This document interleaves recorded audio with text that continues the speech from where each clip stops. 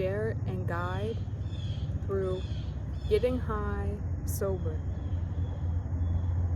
So utilizing plant medicines or substances to get high, intoxicated, whatever. I learned that with meditation,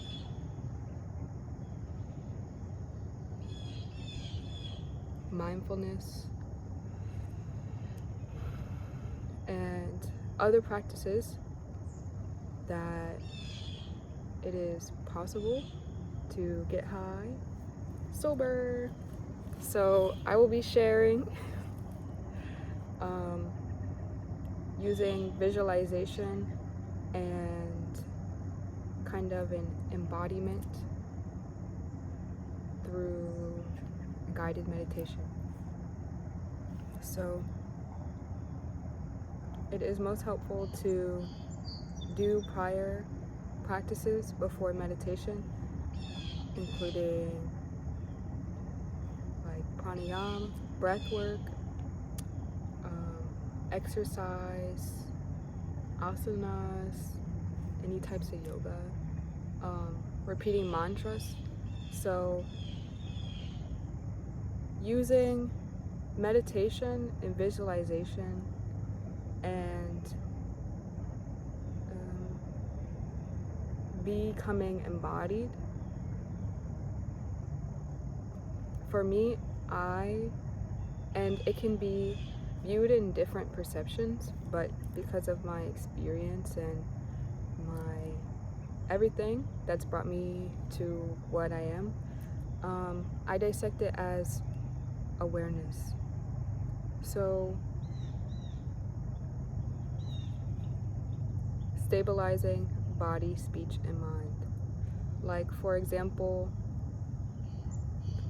thoughts are everywhere, and I mentioned in my previous preliminary exiting meditation, I posted about when there's thoughts, then you get kind of in a reality of them or an environment. So not only are the thoughts just distracting what you're trying to do or other thoughts, but they can also, with kind of identifying with them. So what is identity?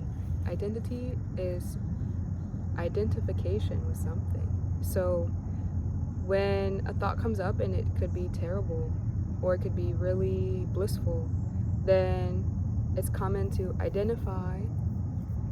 And so in that identification, then you kind of can become the thought, right? So who are you? Where are you? Why are you? What are you doing, you know?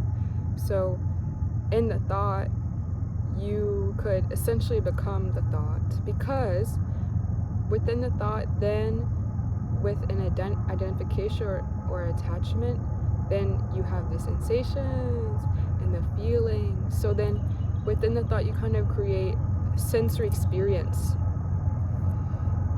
You might not even notice, but like if you're thinking about something stressful, your physical body has reactions, but outside of the physical or inside of the physical body, and a more energetic or visual experience, then having a terrible thought, you could start getting really hot.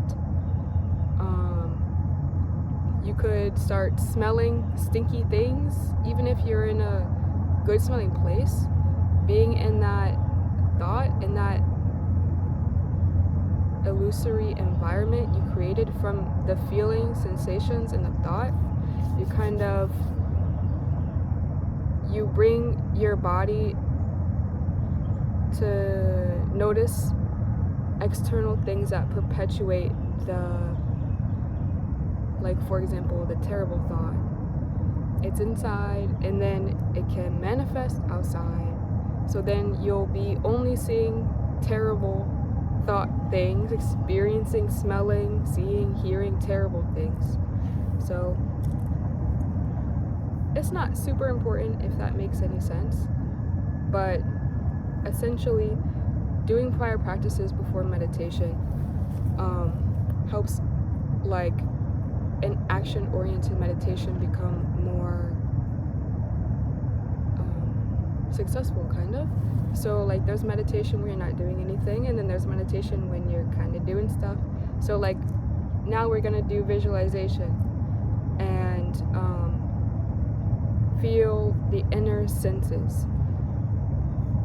So first, it's nice, it's good, it's best to have the body and the energy and the mind centered. So your body could be like, my body's here in this one place, and there's the sun setting behind me, beautiful, and my thoughts could be like I could be thinking about something somewhere else, which I kind of am, but trying not to. So I can start with 21 breaths, because breathing is associated with my energy, my body, and my mind. Start with 21 breaths. And try to calm the body, not focus on the body breathing so much, but like, who are you? If you're not your body, then what are you? So practice breathing and not thinking about being the body too much, because it will just cause strain. When you focus too much on the body, then it causes stress and strain, so then it tension and hurts. So when I do my 21 breaths, I kind of visualize. You can visualize anything, whatever creates the most ease with breathing is the best breathing for you. So I'm gonna visualize my breath going as low as it goes and then as high as it goes, okay? 21 breaths.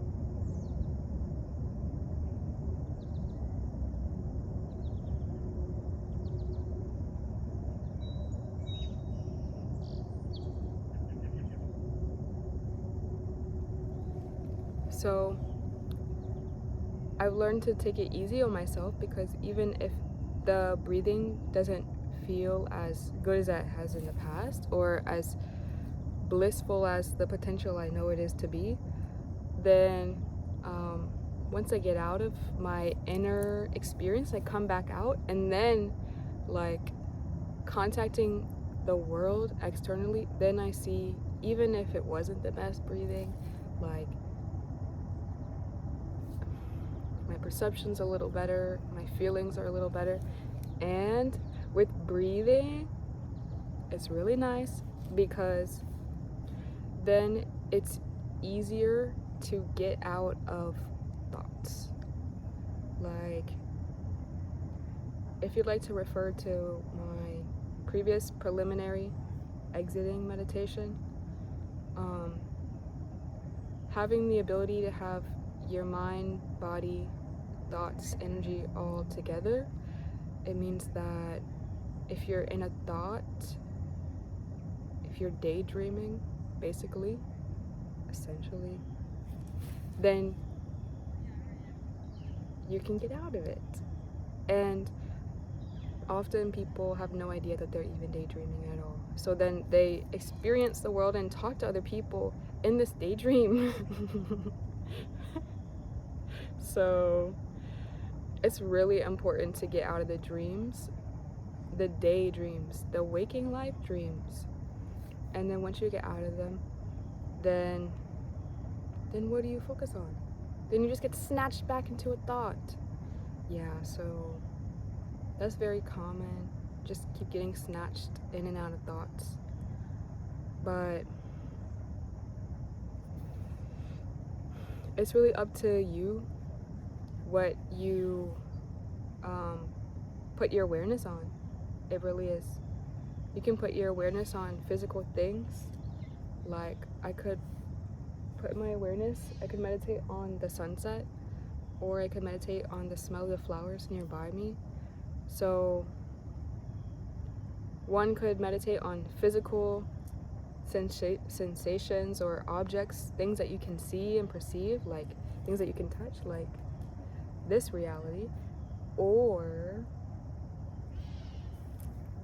once we've like gotten out of the thought, or gotten out of an attachment to anything, then we could also focus on non-physical things. So like visualization,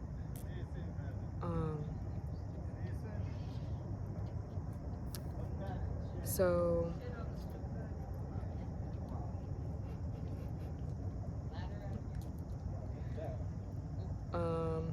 there's people now. So I choose to distinguish awareness. So working with the metaphysical world or the energetic space, the untouchable, the unseen, the unknown, I like to, this could also be illusory, that's why it's important for you to have like your own stability in an unstable like metaphysical existence. But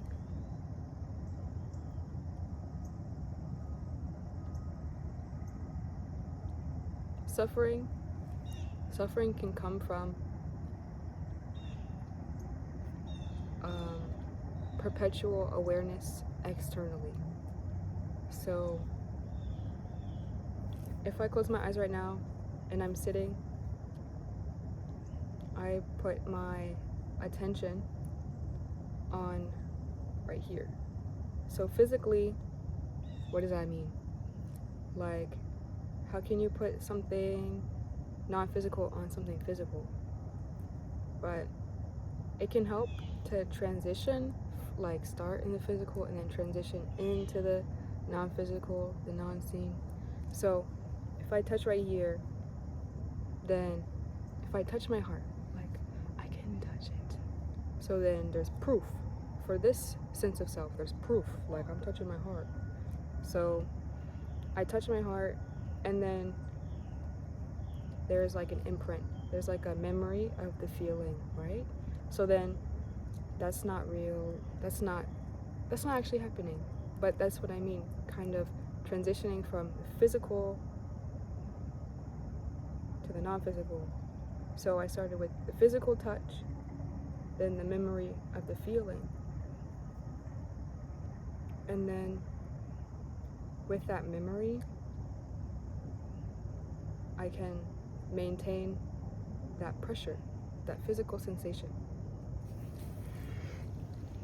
So now that I'm able to get out of my thoughts after I've meditated and practiced, breathed, everything, then I can purposefully create thoughts that manifest outward. So for example, right now, I'm still remembering, not in my mind, but in my body, I'm remembering the sensation of that touch. So it's not actually happening, but I can choose with mental clarity and stability to visualize and embody it happening, right? So touching, and now it's going into visualization. So I can visualize a pink, any color, a pink heart right there in that pressure point that I touched. So I can visualize that, and that's my heart. Haha, that's my heart. And nobody can quite tell me otherwise, you know? Because visualization is, I consciously perpetuated that. So I have a pink heart in that spot, and I can visualize it small and getting larger, and then from the visualization I can manifest it into a physical sensation. So I don't really know how to express point A to point B here, but I'm visualizing the pink heart, and now I'm feeling it in that point. So that pink heart is slowly getting larger and stronger and darker. After visualization in my sense is like the imagery in the mind. It doesn't have to be very clear, doesn't have to be very realistic. It could really be very subtle. It could be anything, because the more that you focus on it with ease, then the more it can kind of actualize itself. So visualizing the heart,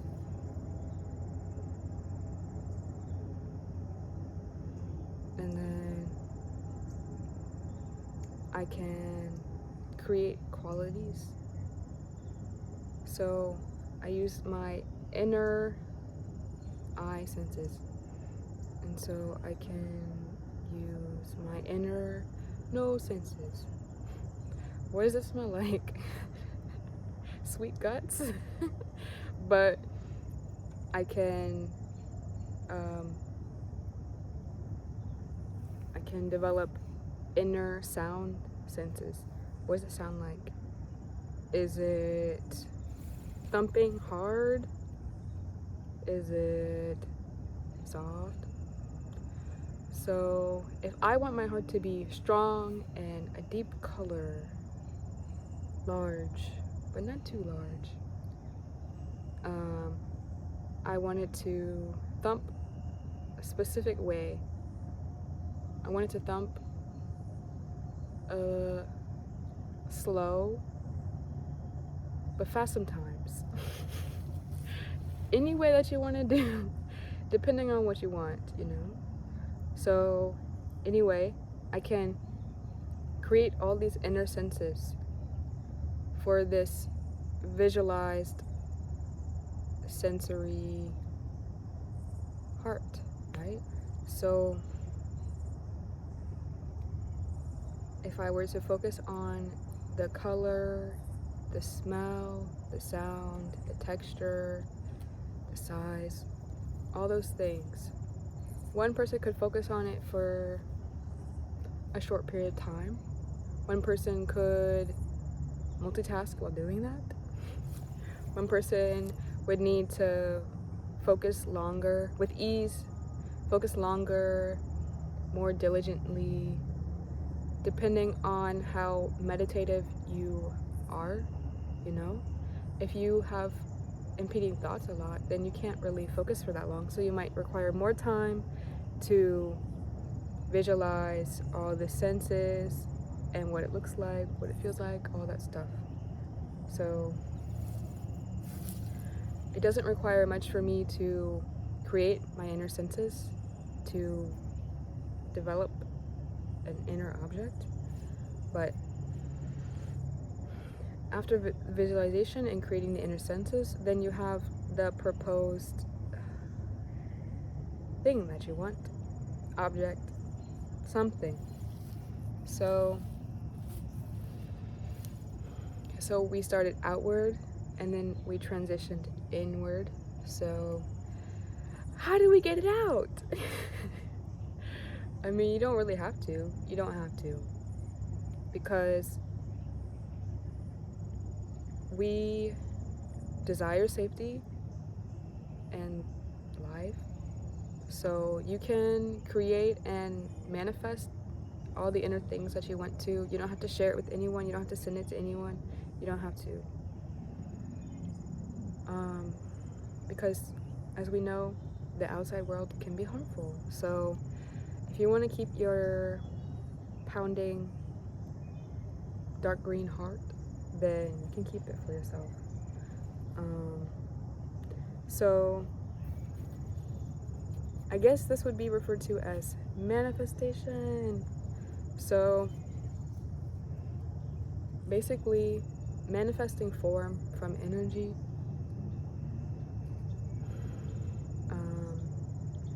I've experienced and learned from traveling different countries and cultures that manifesting energy to form. Those words, manifestation, energy, form. Like, those are the words that I use based off of my experience and everything that made me be here. But in one country, somebody would use different words. In another place, they'd use different words. So you might already know this, but it's crucial not to get attached to terminology and descriptions. But if this resonates with you, but you have a different understanding or a different description or relationship to it, like, it's probably the same. So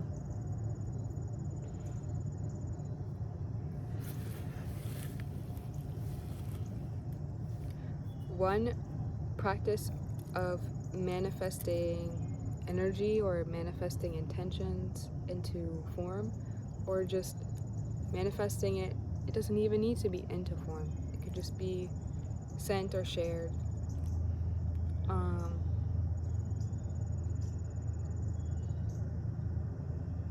It's all tricky. So I can't currently provide like scientific or biological or like physical proof, but one avenue is through people. So like creating that heart and creating it so profound, so impressive, so strong, so real that you can send it to another person.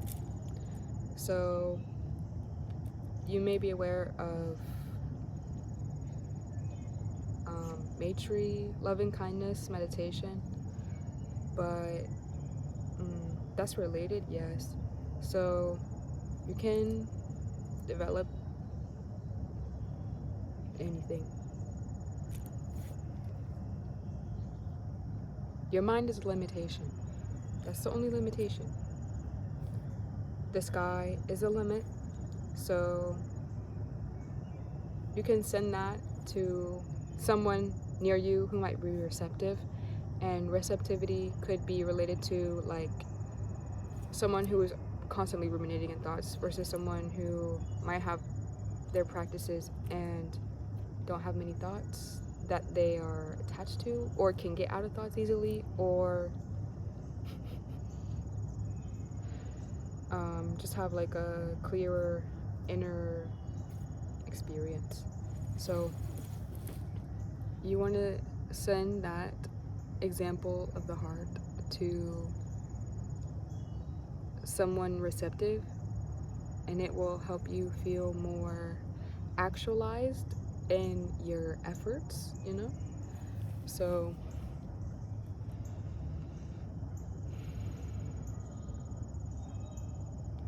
I can think of examples and memories of sending love to someone, or I create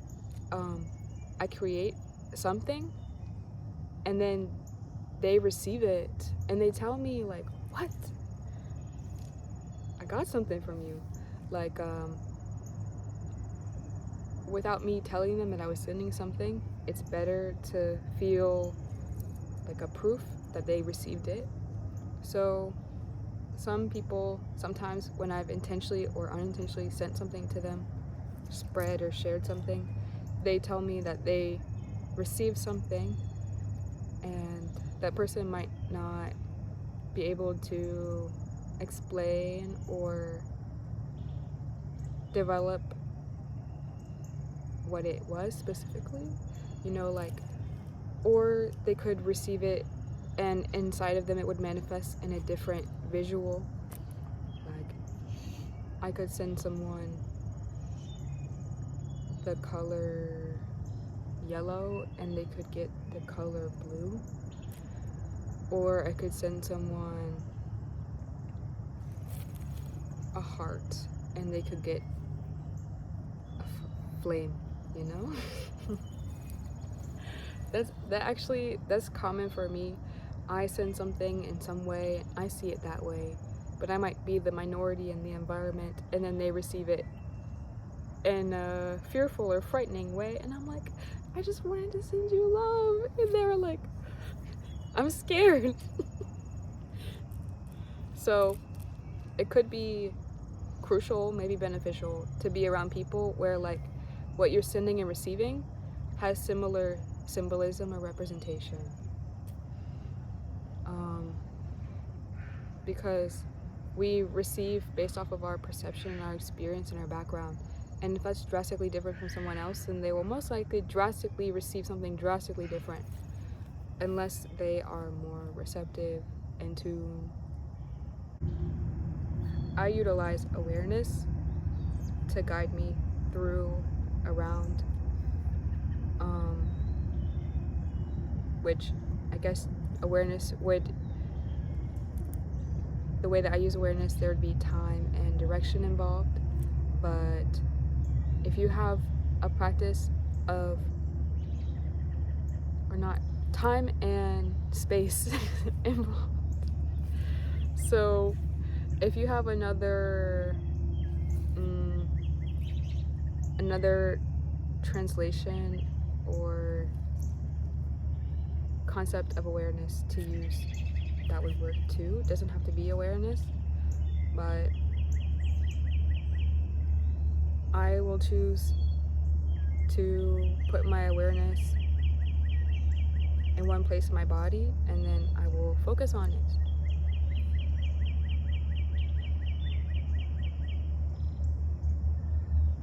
So if you start your awareness to the lowest part of your body, and for me, I'm sitting, so that would be the base of my body, excluding my legs. Start your awareness at the base of your body.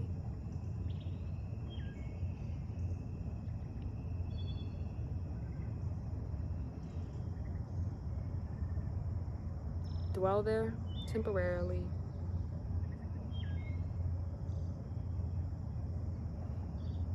If there is any darkness, negativity, clustered thoughts, crowded space, send it away, move it out, sweep it out, brush it out, blow it out.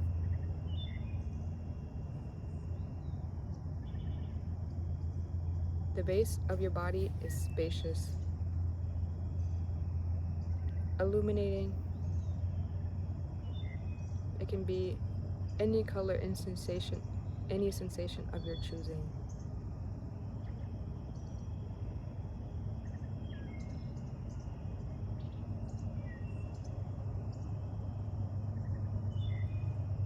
Depending on your time dedication, you can go slowly upward through all of the energy centers in your body. You can move upwards with light, air, any objects, anything to clear or cleanse or brighten. any sensations that you want to develop, you can use any tools. Move from the base, slowly, mindfully, through the body, upwards. You can go any speed, any velocity. If you see any colors, if you don't see anything at all,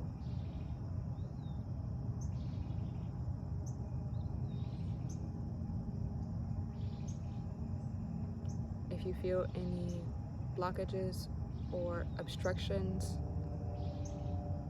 you don't have to. They don't have to be there.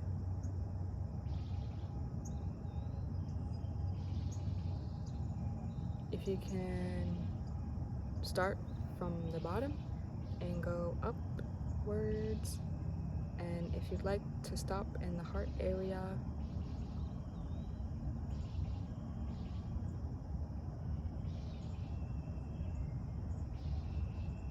you can reside anywhere, and there can be inequalities in that area of your energy, of your body. In my heart, I have acceptance, ease, pink and green colors, sunshine, smiles from my loved ones, and I don't want my heart to be too illusory. So not only is there bliss and kindness and love, but I won't ignore the fear and anger.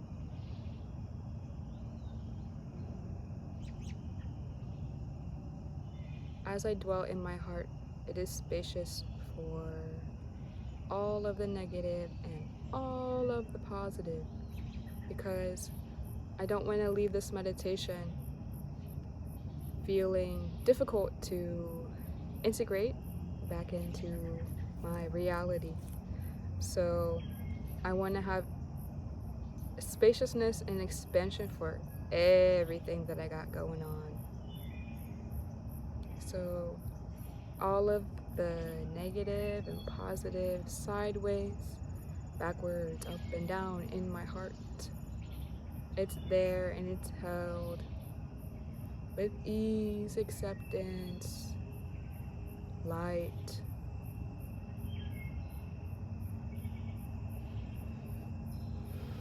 So because I embodied qualities and inner senses into my heart, then my awareness has been dwelling there, and I can move it upwards, opening my chest with strength, and power, expanding my chest visually, energetically, not necessarily physically if I don't want to, if you don't want to.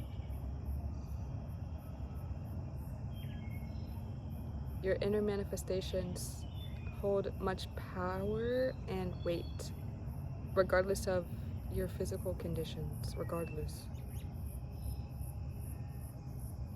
And my awareness, or whatever name I want to put for the movement, is moving up through my collarbone, my neck.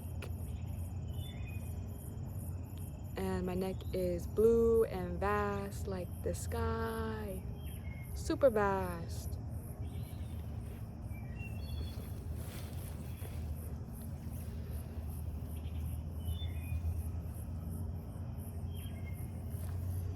In my throat, all of the sounds that I make are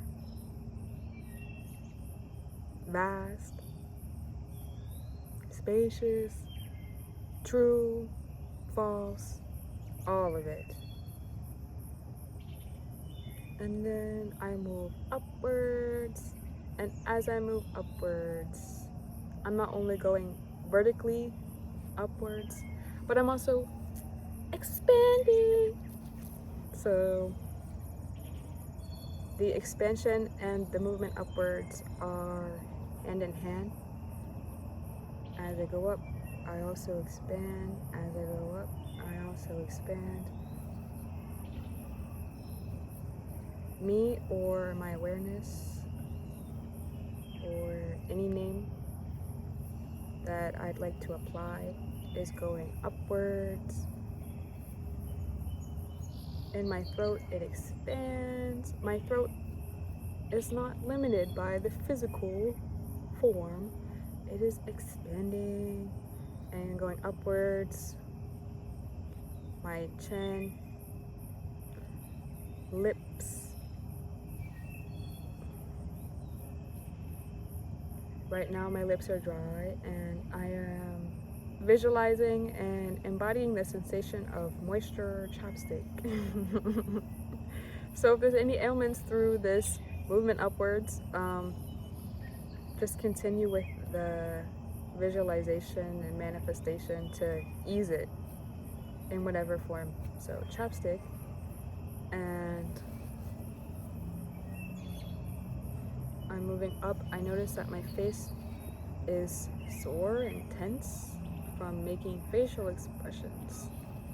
So I'll just release it and allow the energetic, visual, or metaphysical manifestation to ease it, regardless of the physical form, regardless of the skin, of the bones, of the feelings. Staying focused in the inner creations, inner visuals, inner sensations. And then I can go to the point between my eyebrows or my third eye, and there I may not know what it beholds, but I have heard powerful ancient things. So I will remember the qualities I manifested of my heart and combine it with the ignorance, illusion, misunderstanding that I have created in my third eye, in my mind. So qualities of ease, compassion, vastness, I will also apply to my third eye, because working with the unknown, working with the unseen, the metaphysical, the tantric, it's important to not try to apply too much physical knowledge, because it limits it. So allowing the unseen and the unknown of my third eye and its possibilities, capacities, to not be limited by me, I will continue moving upwards, contacting the space between my eyebrows. And you can choose to dwell there, you can choose to just move past it, you can choose to create colors, sensations, feelings, anything that you'd like, anything that you want. And for me, I will start to feel my awareness moving through my skull, through the skin and flesh and bones of my third eye. It will be moving through, it will be moving back inside my body. It will be spinning around. It will be colors of purple, stars, anything that I want. So please take this time to explore and dwell in your third eye, or the space between your eyebrows. Any colors, any sensations, anything or nothing.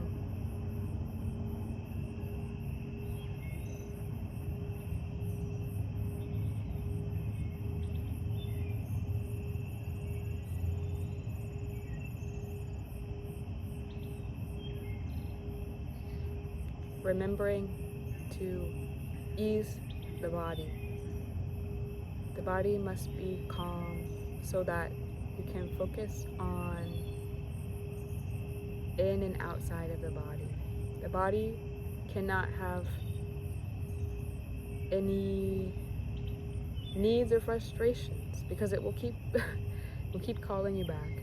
So if you need to tend to the body during this guided meditation, please do, and then come back. Going upwards after residing or dwelling in the third eye, having stabilized attention, energy, and embodiment into awareness into I, through visiting with the third eye. Move upwards. Move upwards. Move upwards. Move up. Going to the crown chakra, or the space above the head, the crown. Any way that you perceive or have experienced this part of the body and energy will suffice, of course. And you can visualize an actual crown. You can visualize colors.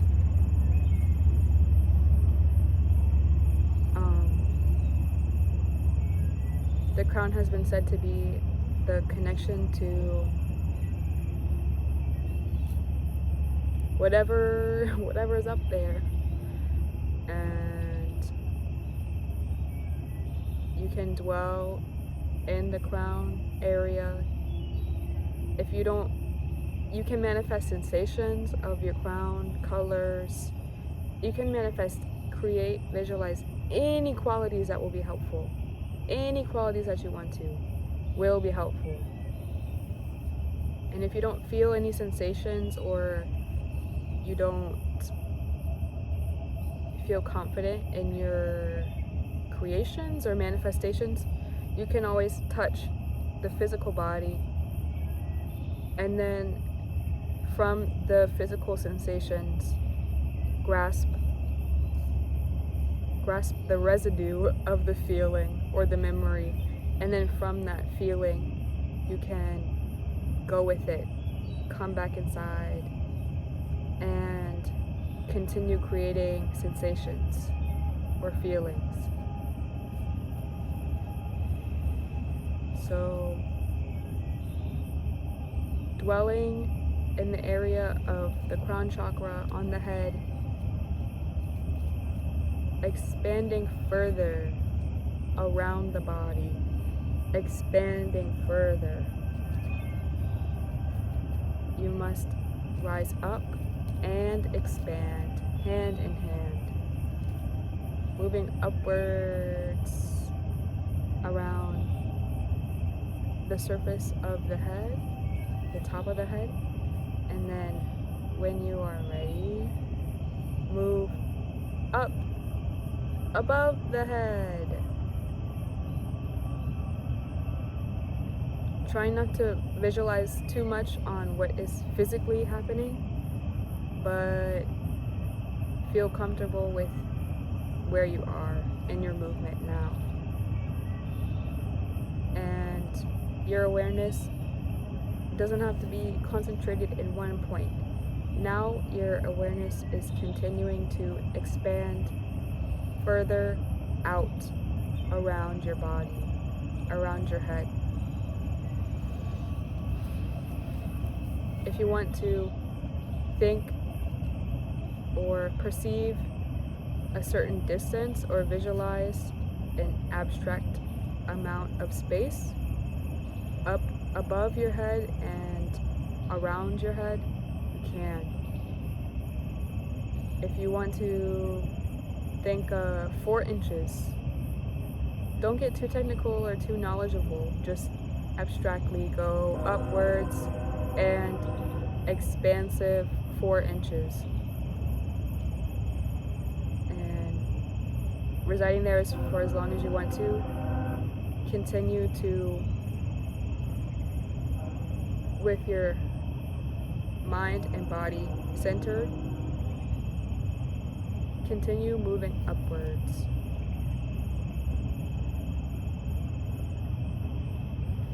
You can supplement what qualities or spaces are available upwards and outwards, right? So not only are you getting high, moving up, but you can curate what you are contacting with as you move upwards, which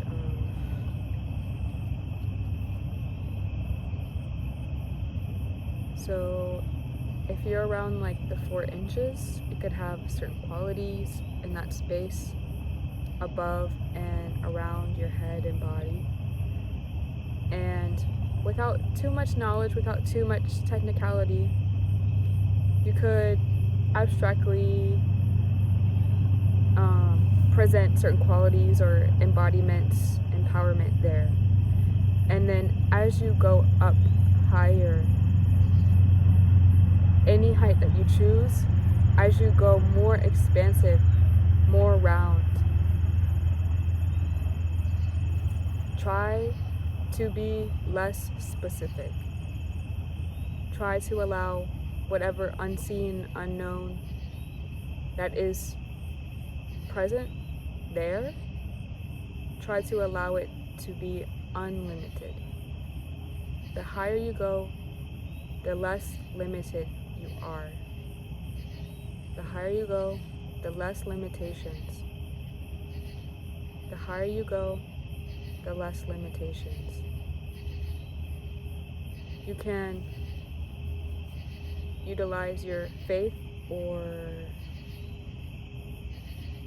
trust or deities, bodhisattvas, God, anything, any higher power. You can utilize that as you go upwards, but as you go up, you have to let go of the technicalities, the specifics. And you don't need to have any external resources as you go upwards. Just the more you go up, the less limitations. The more you go up, the less limitations.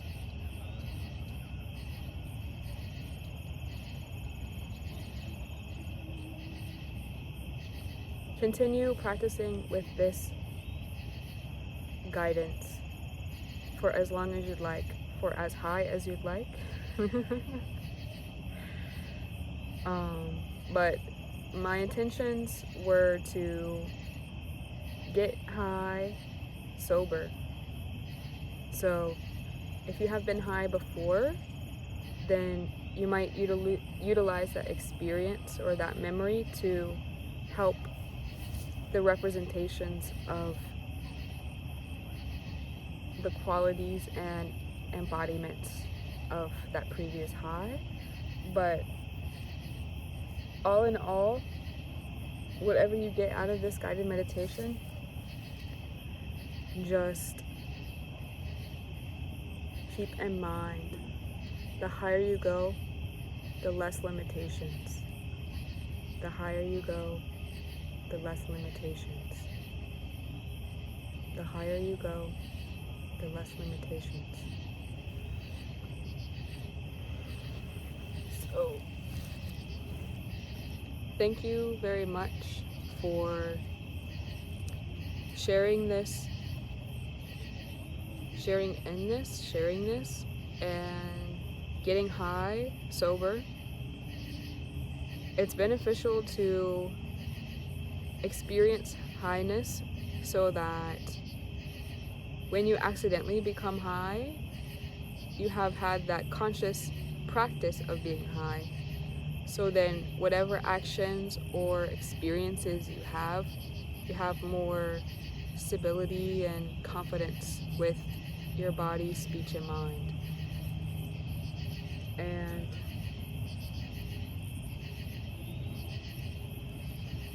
it is important to experience highs and lows, because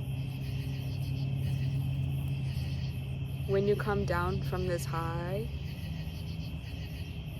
safety is with integration.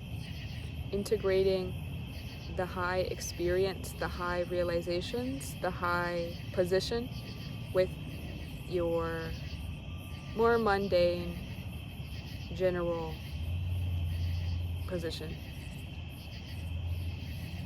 If you are usually super low, and then sometimes you are super high, there's less safety. So integration is very important.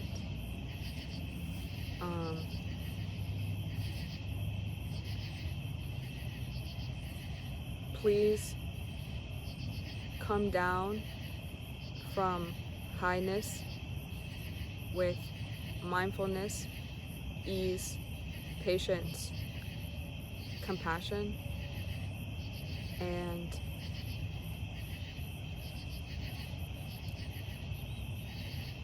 respect yourself, and have understanding of yourself when you are high, when you are medium, when you are low. And through all of those movements of awareness and position, who is it that is moving? Who is it that is high? Who is it that is low? So, thank you again, and please comment and commune with this guidance, this guided meditation, and I'd be very delighted to see how this has affected you. See you again.